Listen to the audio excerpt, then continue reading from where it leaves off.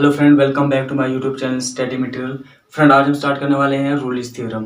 तो रूलिस थ्योरम की स्टेटमेंट मैंने लिख के रखी है। रूलिस थ्योरम को स्टार्ट करने से पहले हमारे चैनल को सब्सक्राइब कर दीजिए, बेल आइकन को ऑल पर सेट कर दीजिए ताकि मैं जितनी भी वीडियो बनाऊं उनकी नोटिफिकेशन आप तक आराम के साथ पहुँच सके। और वीडियो को ज़्यादा से ज़्यादा शेयर कर दीजिए, लाइक कर दीजिए, ठीक है। चलो इसी बात पे करते हैं वीडियो को स्टार्ट। रूलिस थ्योरम की स्टेटमेंट लिख के रखी है, तो सबसे पहले इसकी स्टेटमेंट पढ़ते हैं क्या बोल रही है हमारे पास, ठीक है।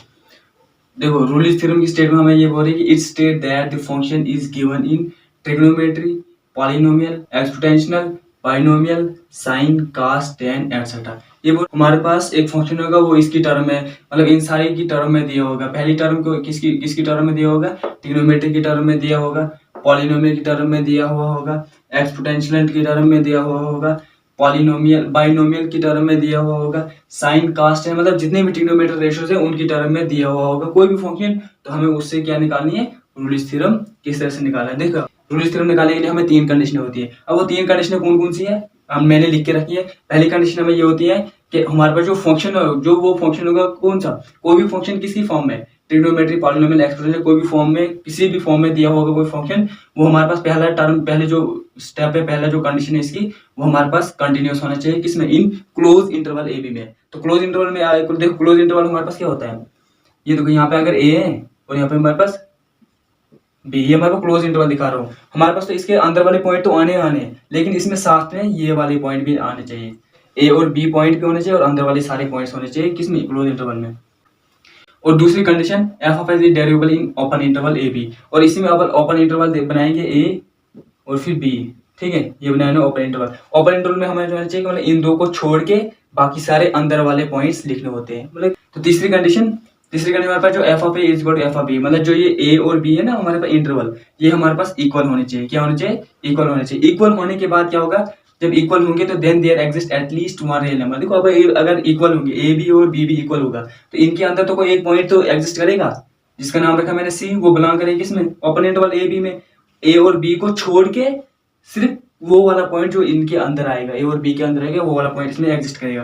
सच दैट तब हमने वो क्या लिया? F dash of C is equal to 0, ये लिया हमने इसमें एफ डैश से। तो ये थी हमारे पास रूलिस थ्योरम की स्टेप। चलो आप लिखते हैं इसका प्रूफ। देखो, प्रूफ में सबसे पहले हमें क्या करना है? सबसे पहले हमें पहली कंडीशन हमने इसमें प्रूव करनी है। पहली कंडीशन हमारे पास ये बोल रही है कि एफ ऑफ एक्स जो फंक्शन होगा वो कंटिन्यूअस होगा किसमें? In close interval A B में। तो पहले ये कंडीशन एज इट इज लिखो यहाँ पे।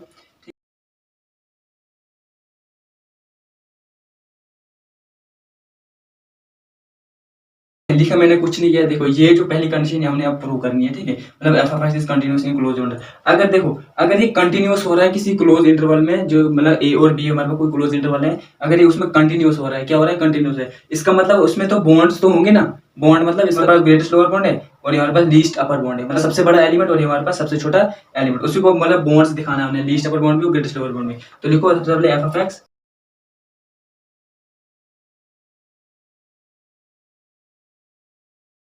इस बॉन्डेड किस में बॉन्डेड है? On close interval A b. Simple.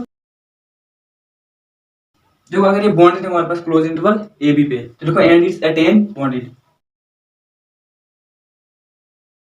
ठीक है। फिर क्या लिखा है हमने कि f of x is bounded on close interval A b. फिर जब ये कंटिन्यूअस होगा तो ये बॉन्डेड होगा किस पे? क्लोज इंटरवल ए बी पे। एंड अटेन इज बॉन्ड, जब ये बॉन्डेड होगा तो इसके अंदर तो इसके ऊपर तो बॉन्ड्स तो अटेन करेंगे। जैसे मैं इधर बनाऊंगा, देखो यहाँ पे ये हमारे पास ए और ये हमारे पास बी, ठीक है। ए और बी इसके अंदर अब एग्जिस्ट मतलब बहुत सारे पॉइंट एग्जिस्ट करेंगे। जैसे मैं दो पॉइंट ले लेता हूँ, सी और, ठीक है, सी और डी इसमें एग्जिस्ट कर रहा है। लिखे तो लिखो दे दिया एग्जिस्ट। इसमें कौन कौन एग्जिस्ट कर रहा है? सी और डी। सी और डी इसमें क्या एग्जिस्ट कर रहा है? किसमें? बिलोंग्स ए और बी में। अब देखो, सच दैट हमारे पास जो ये सी और डी ये क्या बन जाएगा हमारे पास? देखो, अब ये जब इसमें एग्जिस्ट कर रहे हैं तो एक तो बनेगा कोई, ये तो अगर लीस्ट है, ये तो हमारे पास ग्रेटेस्ट लोअर बॉन्ड बना और ये हमारे पास लीस्ट अपर बॉन्ड बना, ठीक है। इसको किसी वैल्यू के बराबर मानो तो हमारे पास क्या है? Such that F dash of C,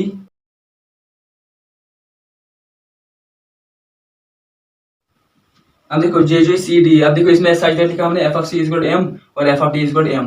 capital M और स्मॉल एम हमने क्या लिया इसमें? ये हमने डिनोट किया है कि लीस्ट अपर बाउंड और ग्रेटेस्ट, क्योंकि ये हमारे पास फंक्शन है, ठीक है। ये हमारे पास कोई फंक्शन होगा, ए बी के अंदर तो फंक्शन ही डिनोट कर रहे हैं हमारे पास सी और डी। जब फंक्शन लेंगे तो फंक्शन को डिनोट कर रहे हैं हम किसी के साथ भी, तो हमने डिनोट किया कैपिटल एम और small M.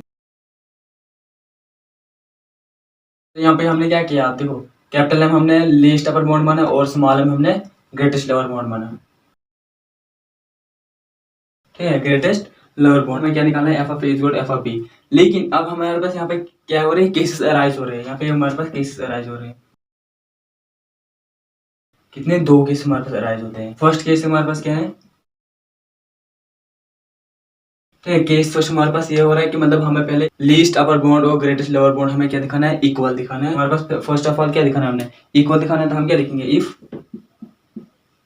Capital M is equal to small m, ये तो दिखाना है हमने। इसका मतलब that is least upper bound is equal to greatest lower bound. ठीक है, हमें क्या दिखाना है, इक्वल दिखाना है। तो अब हमारे पास जो फंक्शन है, कोई भी फंक्शन होगा वो हमें उसके अंदर ग्रेटेस्ट लोअर बाउंड भी और लीस्ट अपर बाउंड भी होगा। तो हम लिखेंगे एफ ऑफ एक्स, क्योंकि हम एफ ऑफ एक्स पॉलिनोमियल वाला फंक्शन ले रहे हैं। F of x is continuous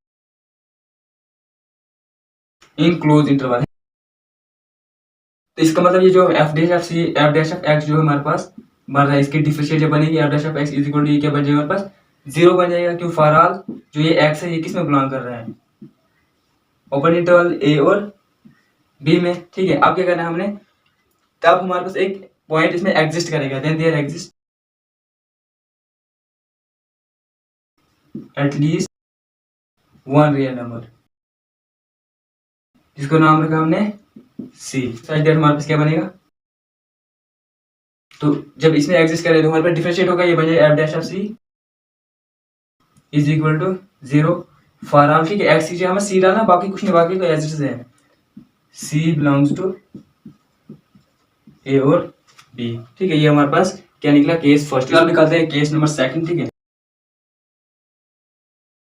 first case हमारे पास बता रहा है कि एफ जो हमारे पास लीस्ट अपर बाउंड और ग्रेटेस्ट लोअर बाउंड वो हमारे पास इक्वल थे, तो हमने दिखाया। अब दिखाना है हमने कि जो लीस्ट अपर बाउंड और ग्रेटेस्ट लोअर बाउंड है वो हमारे पास इक्वल नहीं है। देखो capital M least upper bound is not equal to small M. इसका मतलब ये हमारे पास क्या था, ग्रेटेस्ट लोअर बाउंड, और ये हमारे पास क्या था, least.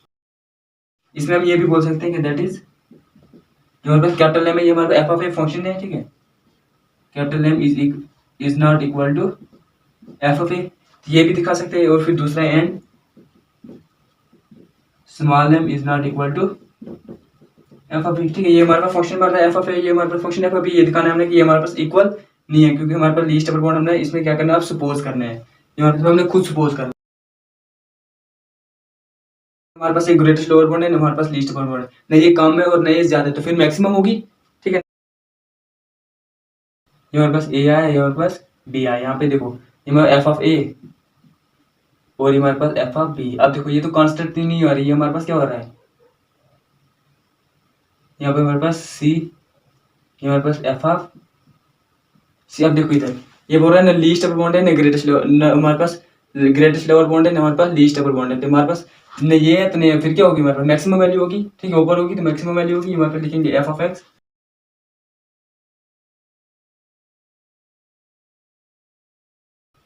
Maximum value at C, जिसका नाम क्या रखा हमने, सी नाम रखा। तो अब हमने क्या करना है,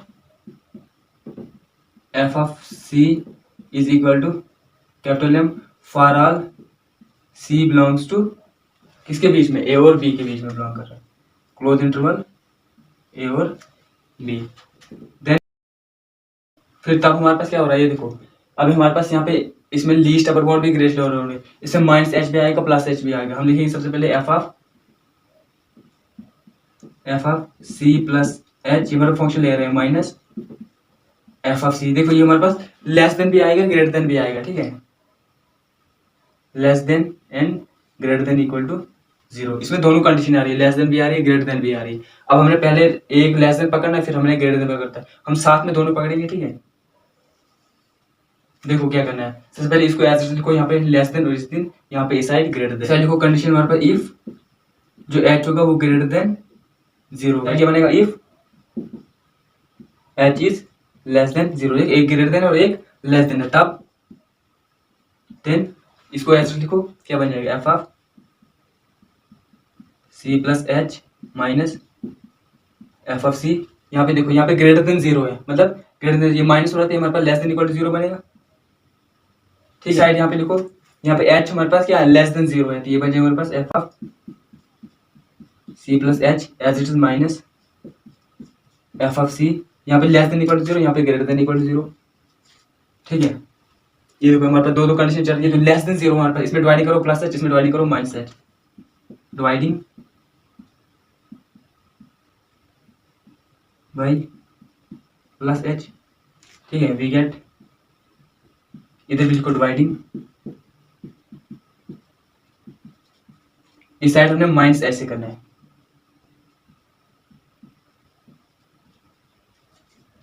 वी गेट, ठीक है, अब हमारे पास क्या बनेगा, करो इसको डिवाइड, ये बनेगा हमारे पास F of C plus H minus F of C divide by plus H.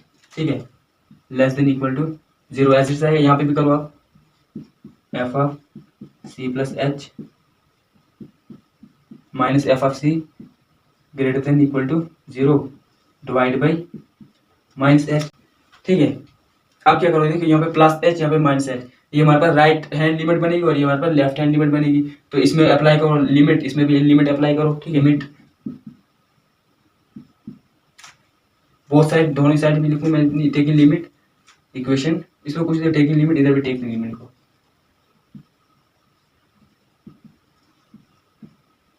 Taking limit both side, इधर भी taking limit both side.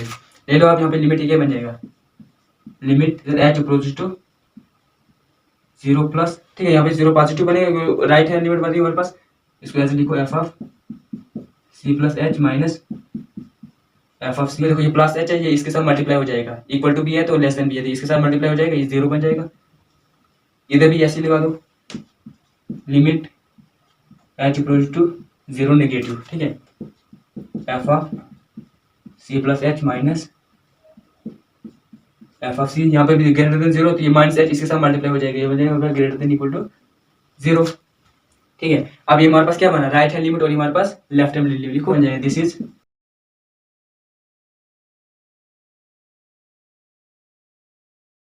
Right hand limit और this is left hand limit.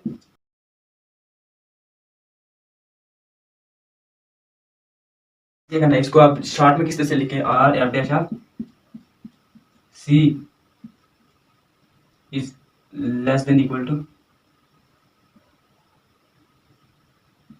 Zero, और ये हमारे पास left hand limit F dash of C greater than equal to zero. ठीक है, देखो हमारे पास राइट हैंड लिमिट और लेफ्ट हैंड लिमिट, ये हमारे पास less than equal to zero बन रहा है, ये हमारे पास greater than equal to zero, ये आपस में इक्वल आ रहा है, नहीं आ रहा है, क्योंकि ये हमारे पास लेस देन बन रहा है और ये हमारे पास ग्रेटर देन बन रहा है। तो इसको लिखेंगे हम right hand limit is not equal to left hand limit. ठीक है, देखो अब आपस में इक्वल नहीं आ रहे थे, लेकिन हमें क्या माना था, F dash of C equal to M आना चाहिए, तो हमारे पास राइट हैंड लिमिट और लेफ्ट हैंड लिमिट इक्वल नहीं आ रहा है, ये हमारे पास क्या बन रहा है, कंट्राडिक्शन। ठीक है, क्योंकि हमें क्या दिखाना था इसमें कि हमारे पास जो लीस्ट अपर बाउंड और ग्रेटेस्ट अपर बाउंड है वो हमारे पास इक्वल होना चाहिए, मतलब राइट हैंड लिमिट और लेफ्ट हैंड लिमिट इक्वल होना चाहिए, ये हमारे पास इज नॉट इक्वल आ रहा है, तो ये हमारे पास कंट्राडिक्शन बनी, मतलब जो हमने सोचा था वो हमारे पास आया नहीं। तो देखो दिस इज कंट्राडिक्शन,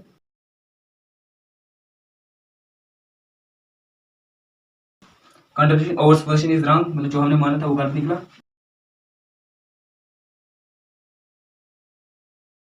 लेकिन बट यहाँ पे देखो लेस देन और ग्रेटर देन, ये तो हमारे पास इक्वल नहीं आया, लेकिन इक्वल टू जो हमारे पास इक्वल टू जीरो आया, इक्वल टू जीरो यहाँ पे भी, तो हम लिखेंगे राइट हैंड लिमिट, मतलब right hand function is equal to left hand limit function is equal to zero, आ रहा है हमारे पास जीरो के बराबर, तो तब देन